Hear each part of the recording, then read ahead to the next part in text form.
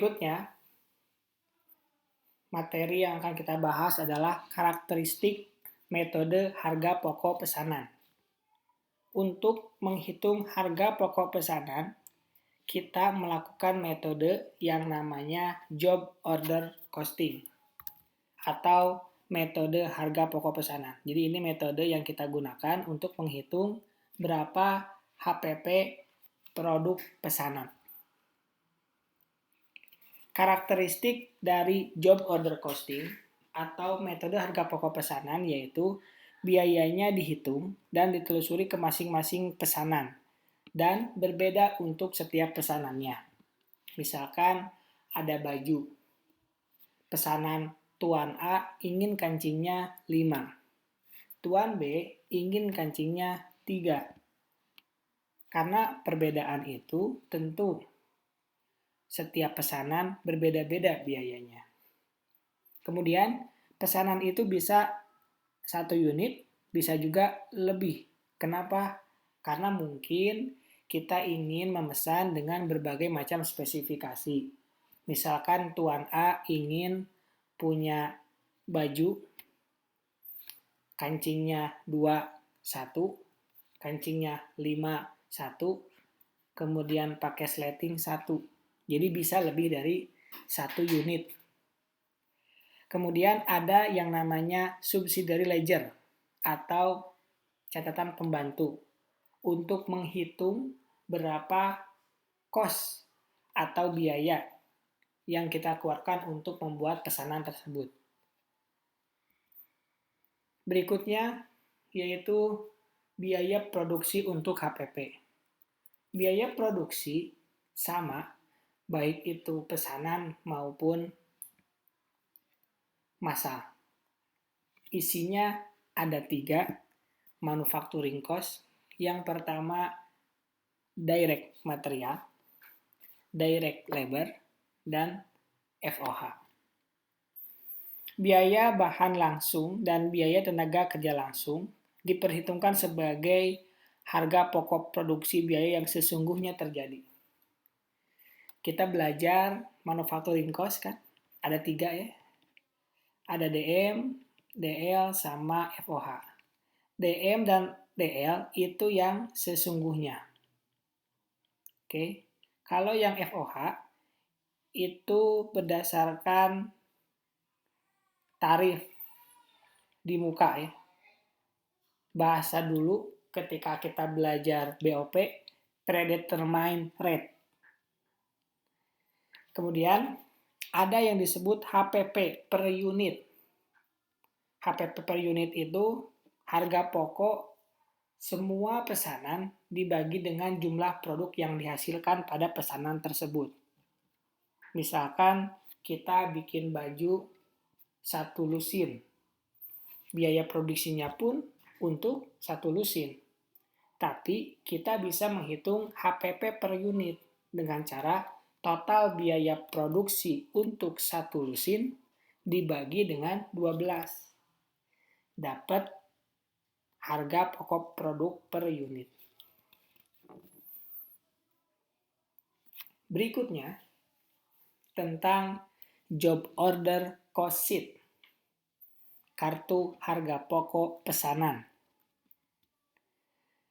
Job order cost sheet itu tempat menghitung, mengumpulkan semua biaya untuk pesanan tertentu. Bentuknya berbagai macam. Bisa berbentuk kertas, bisa berbentuk elektronik. Yang penting, job cost sheet itu di dalamnya terdapat informasi minimal. Adapun informasi minimalnya ada 2 bagian.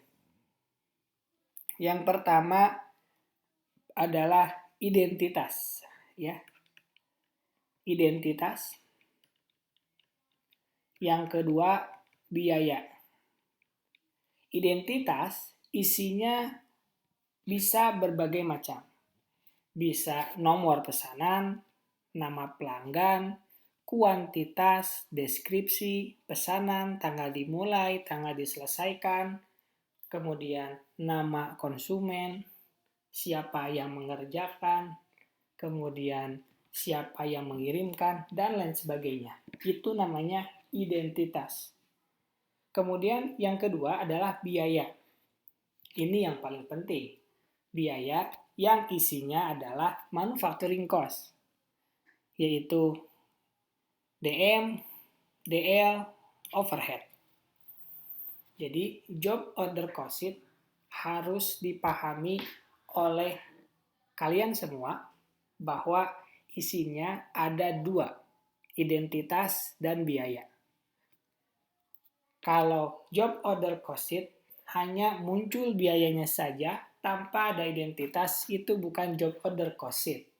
Karena kita nggak tahu itu biaya untuk memproduksi apa, pesanan siapa, seperti itu. Ini ada contoh-contoh job cost sheet. Di atas ini ada identitas. Kemudian di bawah sini ada biaya. Bisa job number, saya tadi bilang, departemen, kemudian di sini inisiasinya, selesainya, unit yang selesai, kemudian ini biaya-biayanya. Di sini ada DM, DL, FOH. Dihitung, ada tarifnya, gitu ya. Kemudian di total nanti dapat biaya produksi untuk job order nomor A143. Contoh lain untuk job cost sheet. Namanya banyak. Bisa job cost sheet, bisa job cost record, ya, ini masih yang luar. Identitas ada. Ini identitas kan? Ini identitas. Kemudian yang kedua, biaya. Seperti itu. Di sini ada direct material yang dikeluarkan dan harga-harganya. Ini totalnya, kemudian direct labor-nya, baru kemudian dapat berapa biaya yang harus dikeluarkan untuk memproduksi pesanan tersebut. Ini bentuk lain. Ini Indonesia. Lebih rinci. Ya. Ini identitas. Ini biaya sampai bawah.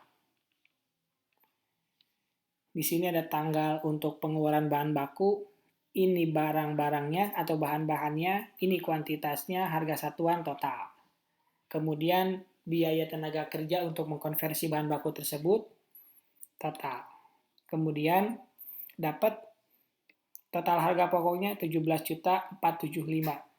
Dari mana? Penggabungan dari bahan baku yang dikeluarkan, biaya tenaga kerja yang digunakan, factory overhead yang digunakan, di total dapat 17.475. Karena ini diproduksinya sebesar 100 unit, di sini ada 100 unit, dibagi 100 unit, dapat harga pokok per unit.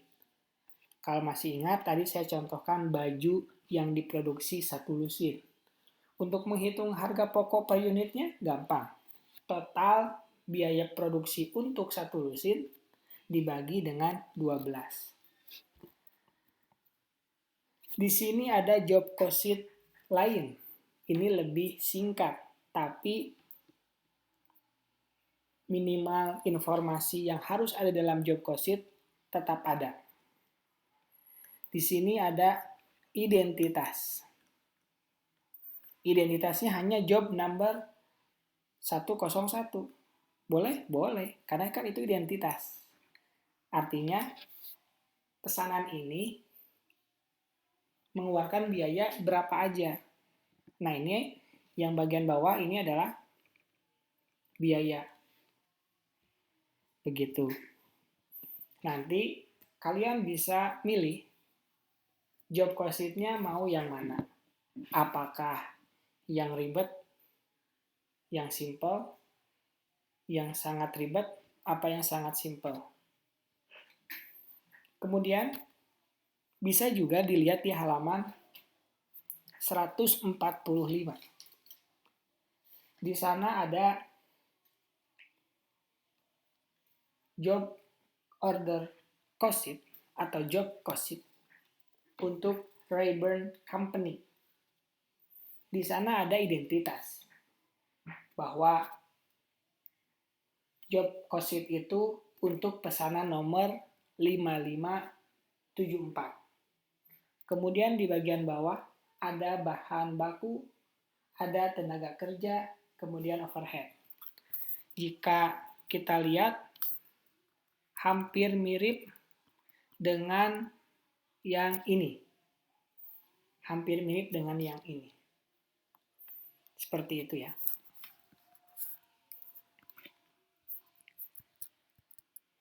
Kita lanjutkan di bagian berikutnya.